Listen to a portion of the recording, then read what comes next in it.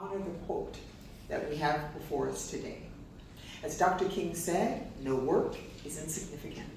All labor that uplifts humanity has dignity and importance and should be undertaken with painstaking excellence. I hear my mother and father in my ears with that.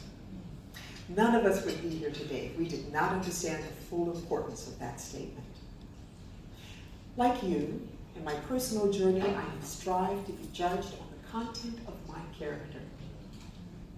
I have been tested many times in many ways, large and small, and I have tried to do my best, but I have not always emerged victorious. As a young diplomat, a Midwestern girl from modest means, I strive to be acquainted with excellence. I came to understand that my contributions from my background and experiences broaden the array of options that might lead to success. But I had to learn to make my voice heard. Sometimes I had to overcome the resistance, curiosity of foreigners who weren't expecting me when they made an appointment with a U.S. diplomat. Sometimes I had to overcome resistance from my own colleagues who questioned my suitability for my chosen profession. I was frustrated by colleagues and bosses at times who underestimated my ability to contribute to solutions. And I didn't always handle that frustration well, but I had to learn to trust that those who sent me out in the world to succeed knew what they were doing. That's good. I had to bring my perspectives to the table with confidence. You know what I mean. It's something that all of us face from time to time and have to master. Shortly after I arrived at my first overseas assignment, one of my most difficult in war-torn Iraq, a colleague told me that the senior staff from the embassy had met and that one of them had announced my arrival as the new head of consular affairs. That's a person who handles visa, immigration issues, and American citizen services. And then he cautioned them that I was a woman and black. And I was told that there were groans around the table because they were about to be burdened with what must be substandard me. That's the kind of knowledge that breeds and feeds self-doubt. That's the kind of information that can get you defeated before you even begin.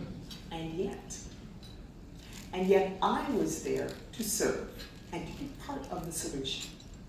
So, as a U.S. consul, though I was young and newly trained, I was empowered to negotiate a treaty with the Iraqis to ease travel hurdles for Americans and Iraqis living under Saddam Hussein's rule, if I could. And though it was clear to me that I was not expected to succeed, I used the example of Dr. King and combined it with the training, patience, and tenacity that I came with, and respect for my partners to get the work done. That's good. And we achieved an agreement that significantly eased lives in Iraq. This Cleveland girl focused on maintaining Dr. King's noted painstaking excellence in her career. And I spoke to Indonesian students about American ideals regarding rights and democracy in Indonesian. I monitored national elections and exchanged views on the importance of voting with Egyptians in Arabic. I sat with refugees and those who kept them that way in the Gaza Strip and in Malta. And I made clear that American values meant that they would not be forgotten or forsaken.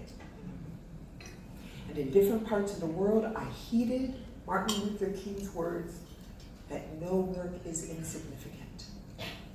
As a U.S. diplomat abroad, I was proud to advocate for environmental protections and also joined my embassy colleagues with gloves and trash bags and the local staff, and we cleaned up parks and we cleaned up beaches. American diplomats are showcasing American values around the world by advocating for universal education, and we are also tutoring students one-on-one in our off hours. As Dr. King said,